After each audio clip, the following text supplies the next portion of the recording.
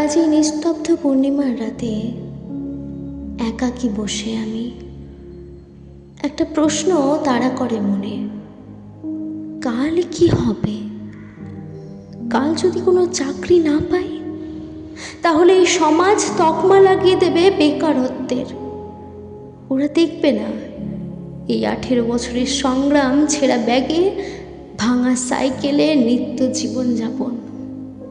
শুধুই দেখবে ভবিষ্যতের সাফল্য আর অর্থের প্রাচুর্য। তুমি কত ভালো কবি, এটা দেখবে না এই সমাজ। তুমি কত ভালো অ্যাথলেটিক্স, এটা নজর ঘুরিয়ে দেখবে না এই সমাজ। তুমি কত ভালো গান গাইতে পারো, এর খবরও নেবে না এই সমাজ। শুধু বেকারত্বের তকমা লাগিয়ে দিয়ে যাবে গাঢ় অমাবস্যার চাঁদের খোপের মতন। বেকারত্বের জ্বালা আমার মতো ছেলেরা বুঝতে পারে। রোজ বাবার কাছে 100 টাকা, কখনো 500 টাকা নিয়ে সাইবার ক্যাফের দোকানে ভিড় জমানো আমার মতো লক্ষ বেকার।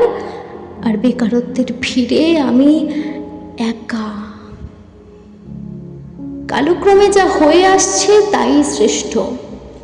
বেকারত্বের জ্বালায় কত নিষ্পাপ প্রাণ বলি হয়েছে জানো তোমরা?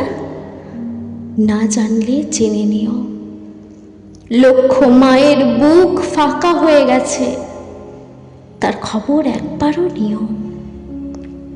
এই বেকার জীবনের জন্য কি আজ আমি একাই দায়ী? এই প্রশ্ন ছুড়ে দিলাম এই সমাজের উদ্দেশ্যে। এর জবাব জানা থাকলে দিও।